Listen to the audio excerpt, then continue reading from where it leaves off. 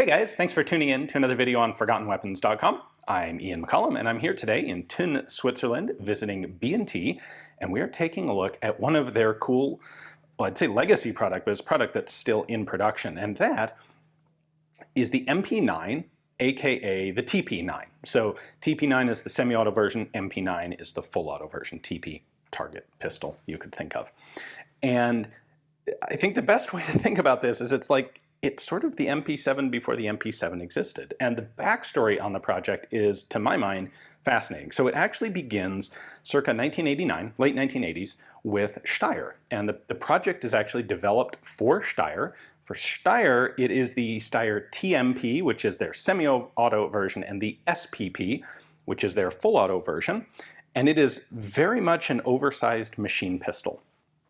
So Steyr puts this into production. They manufacture a couple thousand, maybe 1,000 semi-autos and maybe almost 2,000 of the full auto pistols. It's not a particularly successful product for Steyr. And then about the end of the century, or the end of the decade, around 1999, Steyr is bought out by new ownership. And the new ownership decides to make some pretty radical changes, split up parts of the business, sell off parts of the business. And when it came specifically to the firearms division, the new owner was not interested in any project that they were selling less than 10,000 units a year. Like, we want to make this high efficiency, all the little piddly stuff, we're just going to get rid of it. And so B&T at that point was looking to get into firearms in addition to their suppressors. They'd been making suppressors for decades. They wanted to get into firearms. And so they bought the entire Steyr project for a nominal 1 Austrian Schilling. This was before the euro was in use. And for that $1, essentially, they got, it was 2 container loads of parts. They got the entire technical data package. They borrowed Steyr's project engineer for a week to come up to Thun and teach them, show them how it was manufactured, what the thought process was behind the different parts, get them up and running on manufacturing this gun.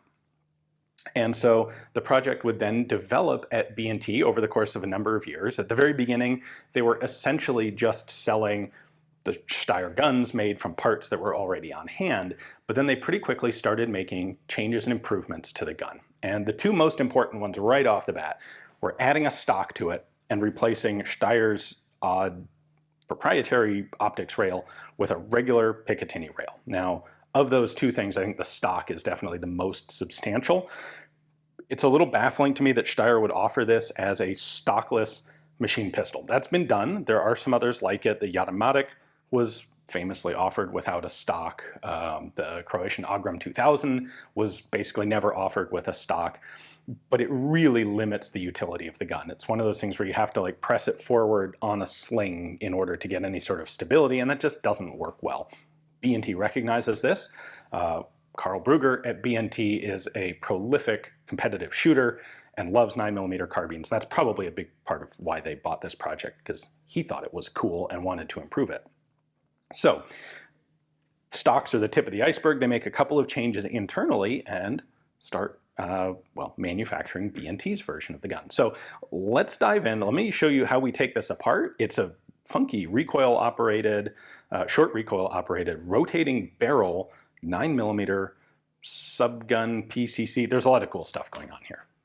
All right, so here's where the project begins. This is Steyr's full auto version and their semi-auto version. The full auto version, they did actually mold this vertical front grip into the polymer frame mold. That was a removable insert in the mold, so they could make it either with or without that vertical front grip. This was sold as a semi-auto in the United States, and of course, if it has a vertical front grip in the US, it becomes a short-barreled rifle. So, actually, this would be an AOW because it doesn't have a stock, but if it had a vertical front grip, anyway, stupid NFA stuff. If we look at the basic controls here, we actually have an AR style, or maybe I should say MP7 style, charging handle back here. You've got pistol sights on top, Steyr's proprietary optics rail there. There is a magazine release here on the side. They used 30-round magazines in the grip, like so. And then the safety selector was a crossbolt design. White is safe, red is fire. On the full auto version, it was actually a 3-position cross bolt. So that would be safe. And then 1 click over is semi-auto, and 2 clicks over is full auto.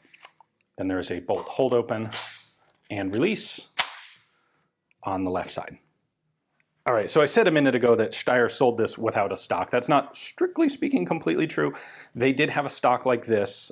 This is actually one that B&T made early after acquiring the project, but Steyr's version was very similar. Steyr had a rubber butt plate on it, and they had a QD lever up here. But the basic idea was that this, as a stock, clips over the back of the grip and into the sling bar here, and it gives you sort of a fixed stock. You know, we see stuff like this for Glocks and for other semi-auto pistols today.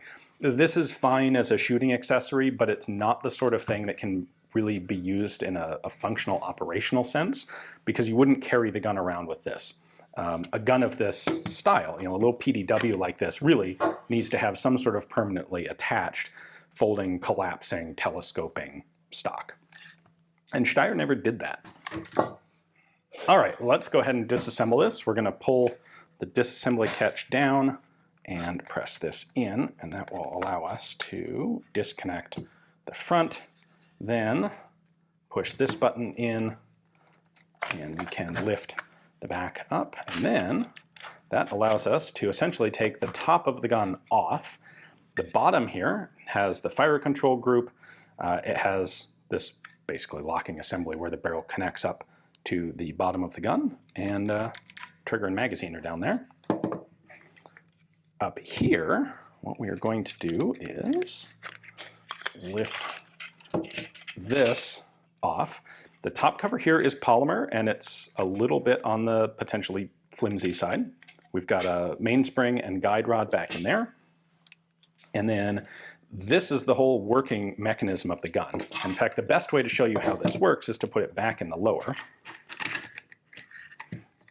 So this is recoil operated with a rotating barrel. There are 8 locking lugs operating around the barrel. When you fire, the bolt here and the barrel are initially locked together, and they're going to start to return backwards like this, just a little ways. There is then a cam groove right down in there that acts with this pin, and it's going to force the barrel to rotate. You can see it rotating there as the bolt continues to go back. Once it's fully rotated, the locking lugs disconnect from the bolt, and here you can see the barrel now stops, and the bolt can travel back on its own. It will eject the empty cartridge, it will pick up a new one, cycle it forward, chamber that new cartridge, and as soon as this starts moving forward, that cam lug right in there is going to rotate the barrel back into the locked position, and then it's ready to fire again. We've got a hammer, firing pin right there. A really overly complicated fire control system here. Although it's funny, B&T tells me that as complex and weird as this is, it's an element of the gun that has like never given them any trouble. They just left it alone. Well, they almost left it alone. I'll show you the 1 or 2 little changes they made. But they haven't had any problem with parts breakage or any other issues with it at all.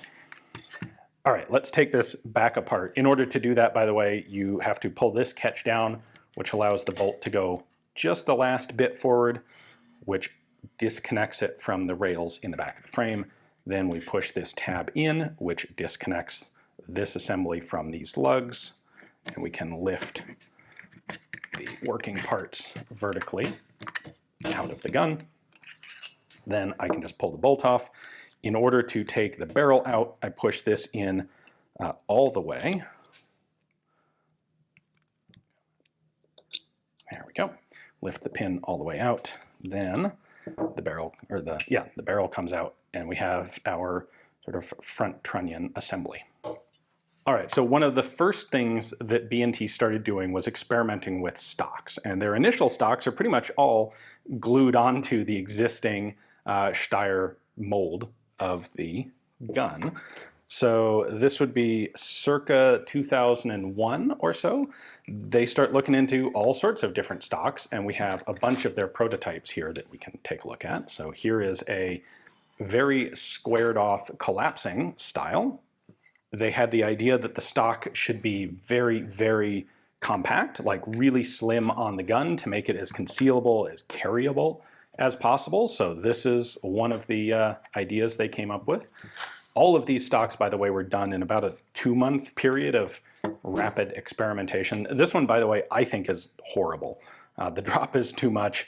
It's a really narrow, like, ugh, it's an awful stock. But it sure is thin and small and concealable, and that radius side is actually correct for a left-hander when it's unfolded. So that's kind of nice. By the way, you can see TMP A1 here. This is part of the period where at their beginning of production, B&T is essentially just assembling existing Steyr parts into standard guns and selling them as they're in the process of upgrading them. So you can see that this is, the stock has been added on to the existing Steyr rear end cap. This still has the Steyr rail on it. Here we go to a side folding stock that's not quite as slim.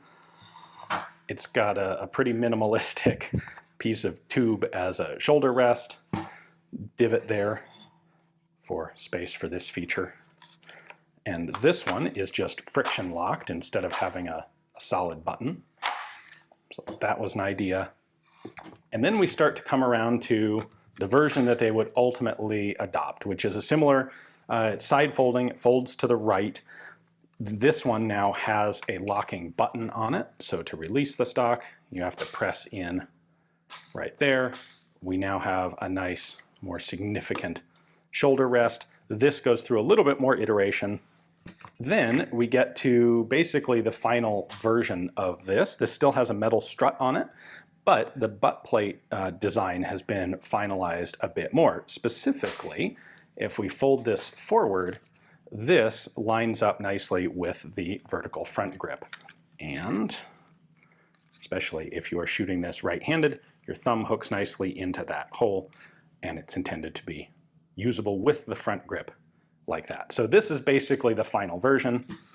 When we see it on, in fact, the production TP9, MP9, it's now a full polymer piece instead of having a metal strut with a polymer end cap. But this end cap design is pretty much the same. You can see it's still hooking in nicely right there.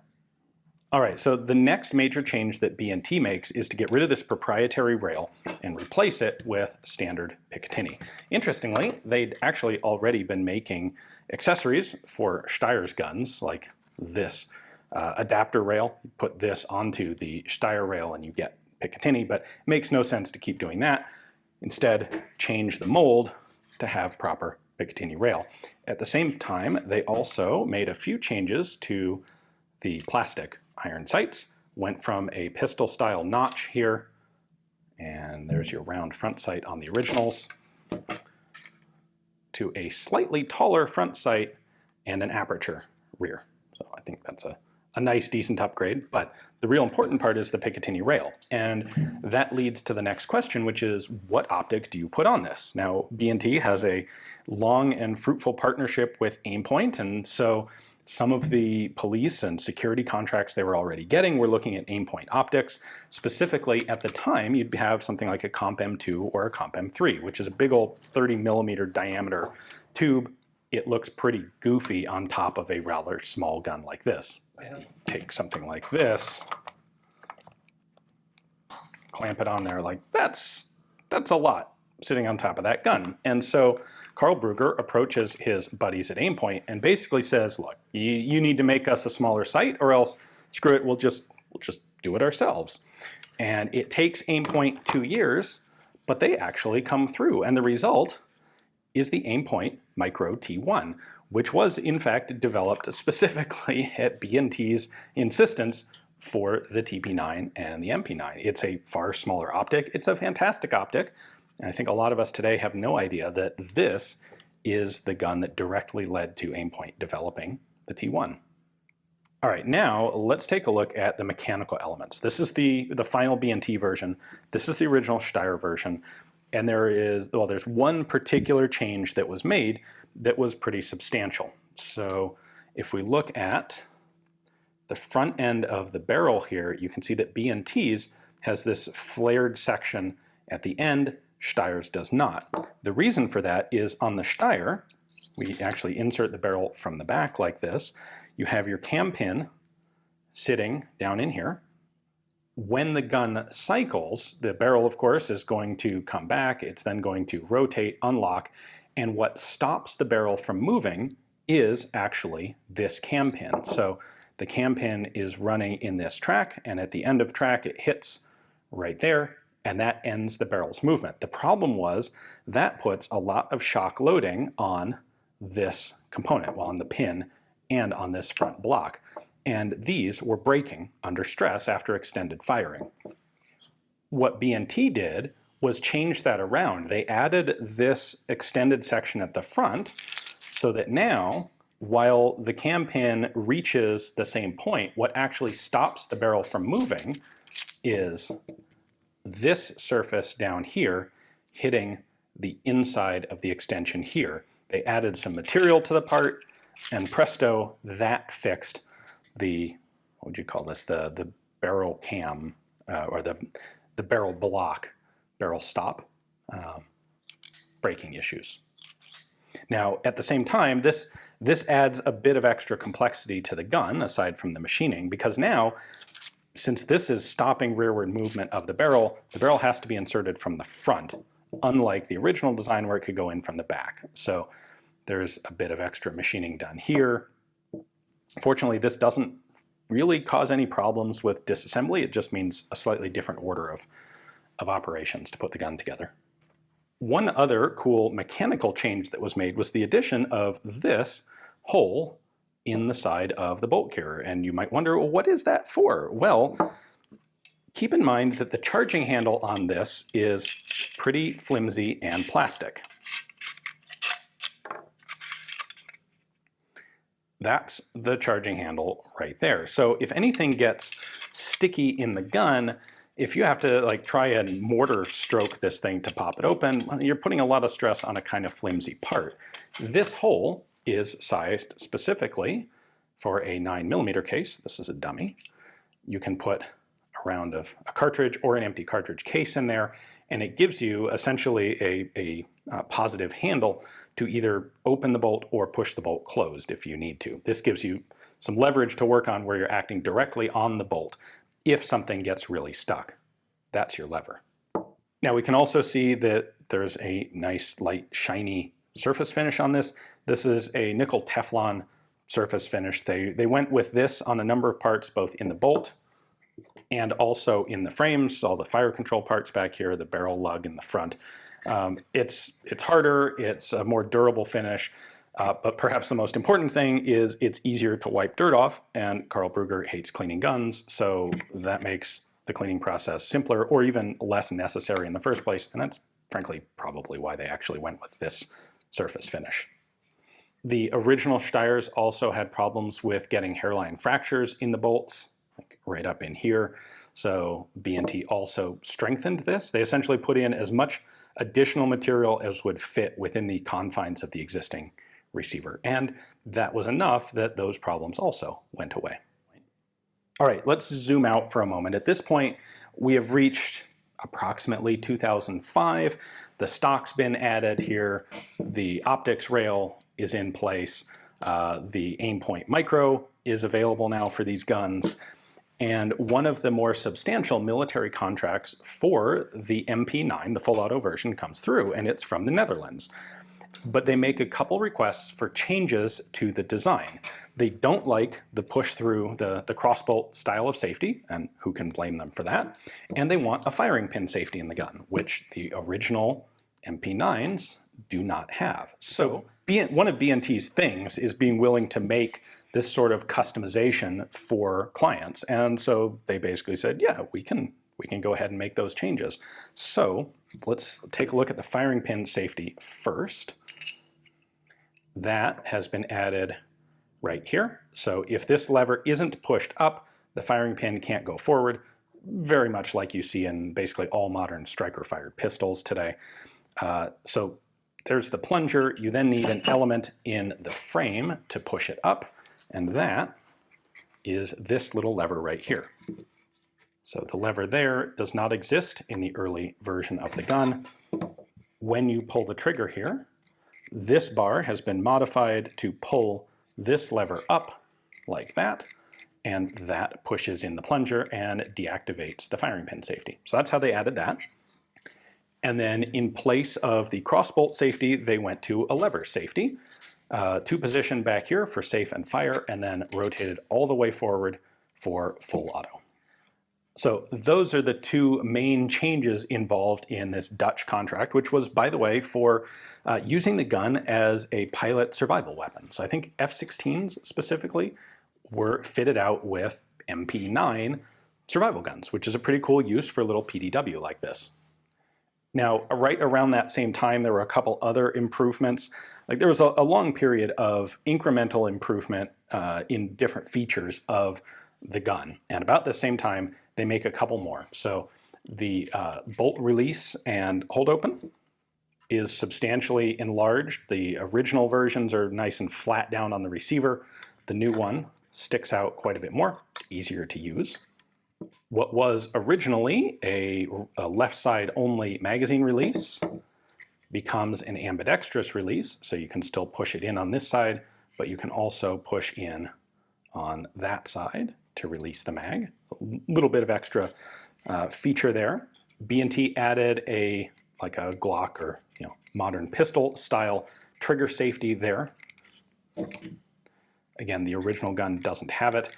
Now, the trigger on the MP9, the TP9, and the Steyrs that came before is very long and heavy. It is one of the most, well, one of the worst aspects of the gun, frankly, is it's a really obnoxious, long, heavy trigger. Now, if you're shooting this as a machine pistol, that's a lot less important, a lot less relevant, but in semi-auto, it's just, with one of these guns, it's something you have to accept and just get used to. It is at least a reasonably crisp trigger, if not,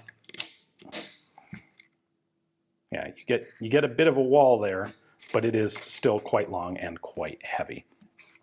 But they went ahead and added this anyway, just as an additional safety measure. So the trigger can't even start to, well, can't move any farther back than that if you haven't depressed the trigger safety.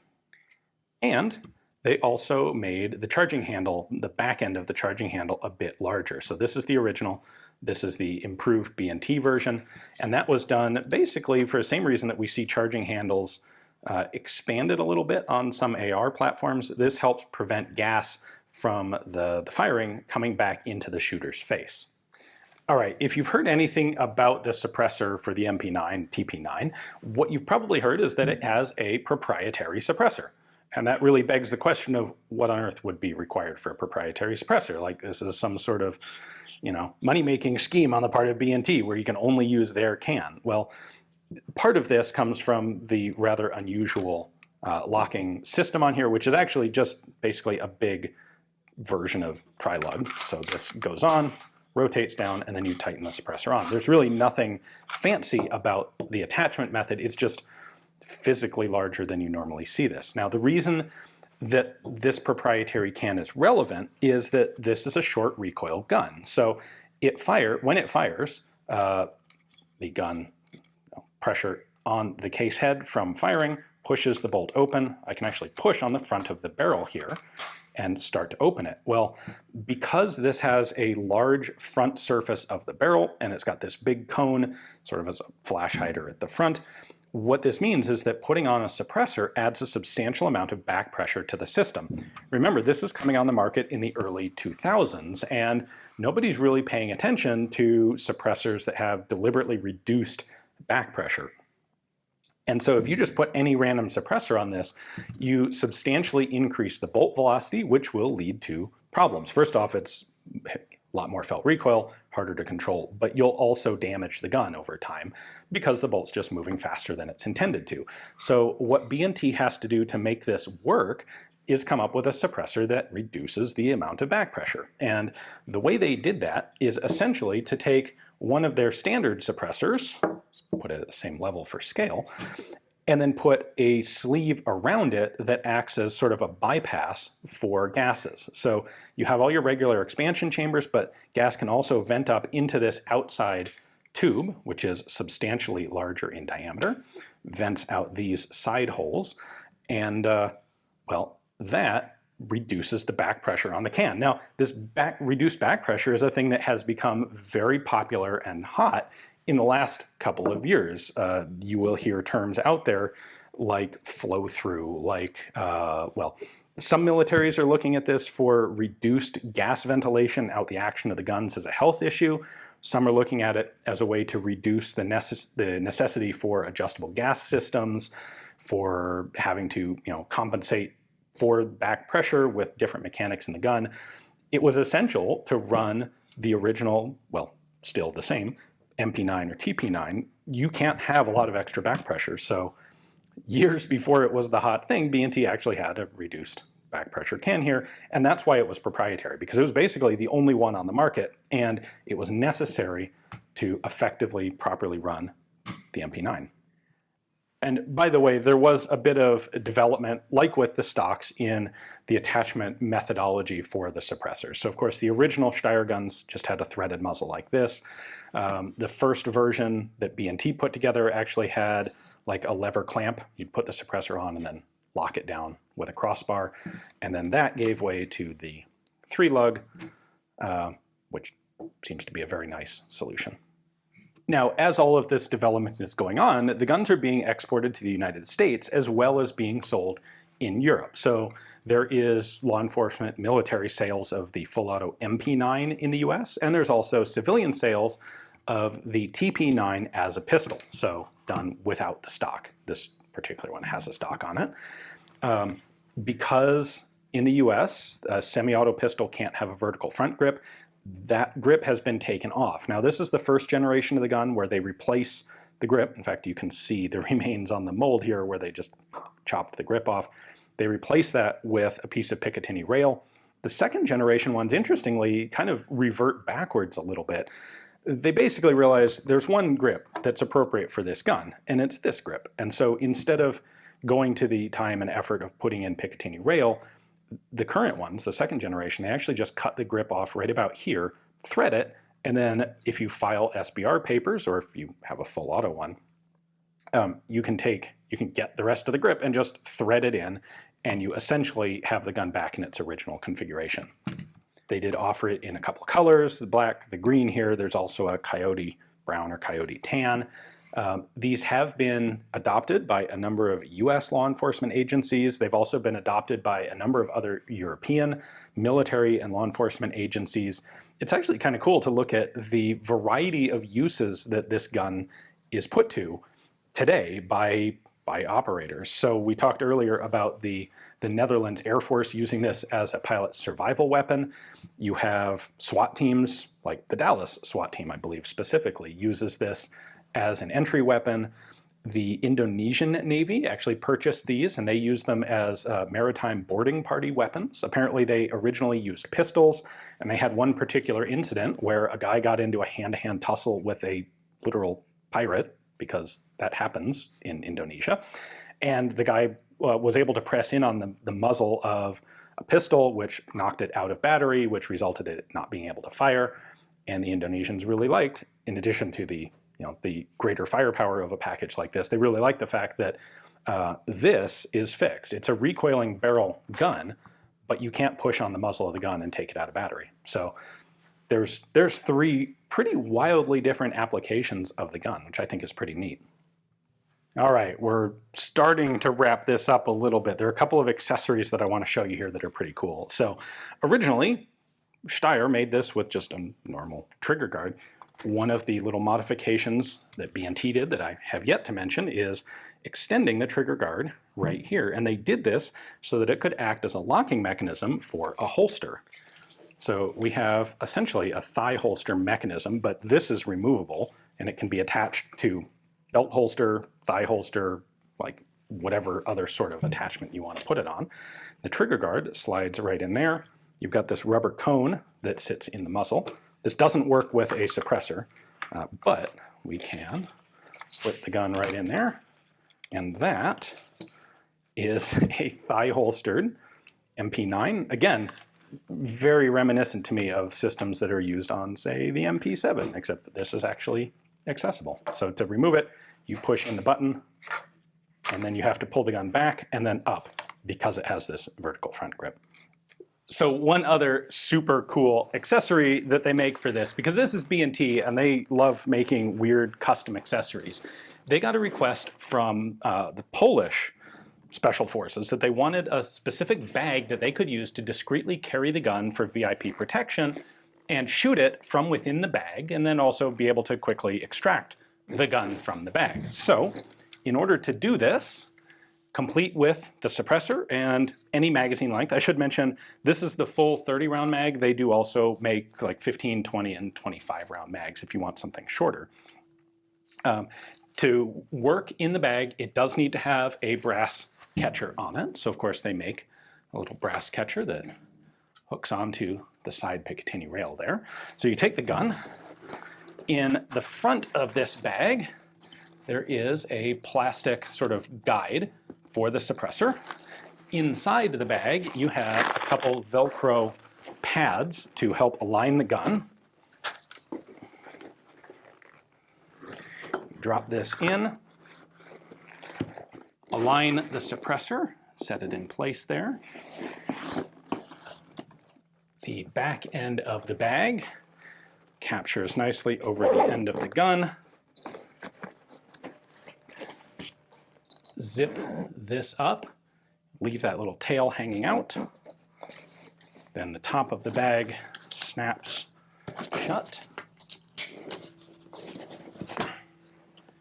And there is a removable or replaceable mesh cover that I don't have on here right now, but it covers over this, but it's quickly replaceable. So if you have to use the gun, you shoot through it, doesn't destroy the bag in the process.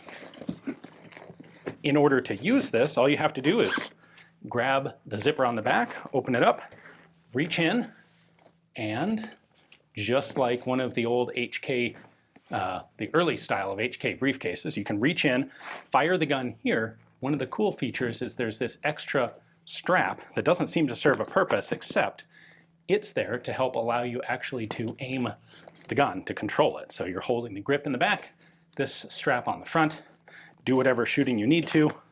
The brass catcher bag ensures that cases don't bounce back into the action, and at whatever point you need to take the gun out, just unsnap the top, and the gun comes out, ready to reload, reuse, whatever. So B&T's version of like the concealed carry suitcase bag for the MP9. On the market today, the TP9 in the United States and in Europe, and the MP9 actually for military and police contracts, these continue to be successful products that are still manufactured, offered, and sold by B&T today.